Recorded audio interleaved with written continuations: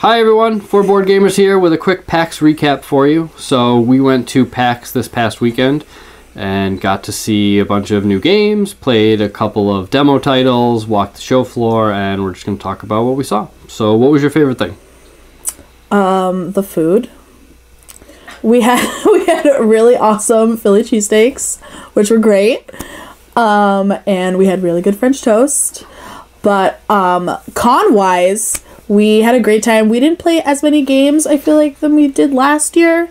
No, it was taken up by panels, and you know, there were so many more people this year that the queue for checking out and the first look table and everything were full, I mean, as soon as the doors opened. But the queues felt just as fast as last year.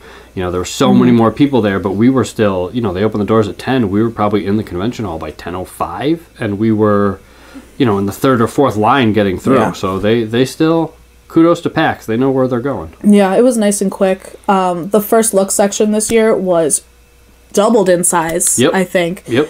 A lot of obscure games. They had 18xx titles for demo, which was really, really cool. Yep. They were grouped by kind of difficulty or category. So they were like, these are your like medium to heavy Euros, these are your family games, and these are your tiny micro games, and that was really, really cool too. And the training that the PAX enforcers went through, I thought was great. They had a thread on BGG pre-PAX where people voted on what they would be more interested in playing, and the more votes something got, the more teachers they installed to put stuff in. I remember last year when we sat down to learn something, an enforcer came over and asked us, you know, do you guys need help learning the rules? And we said, no, we think we got it. And he was like, oh, good, because I don't know how to play that. This year, they had an enforcer at the end of each table, and they would be able to just walk down the table and say, you know, I can sit down, I can teach you how to do this. We played City of the Big Shoulders, and someone sat down and taught 2 tables at once, which, as someone who teaches games, I can tell you, that's not the easiest thing in the world to do. Right.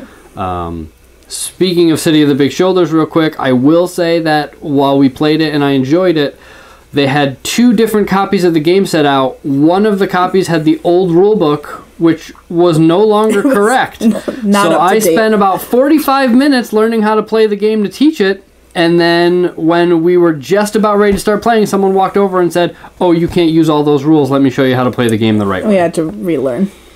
So that was cool, but it's prototype, so it, you know, it is what it is. It's cool that we had the games there, 2 copies to even play, so that was really cool. What we did play, what was your favorite?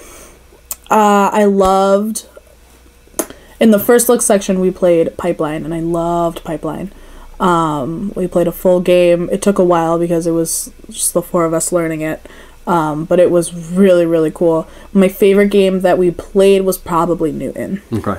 I loved it. It probably beats Lorenzo for me, and Lorenzo's one of my top. Yeah, I think Pipeline was my favorite game of the show. I really enjoyed it. I backed the Kickstarter as soon as we got home.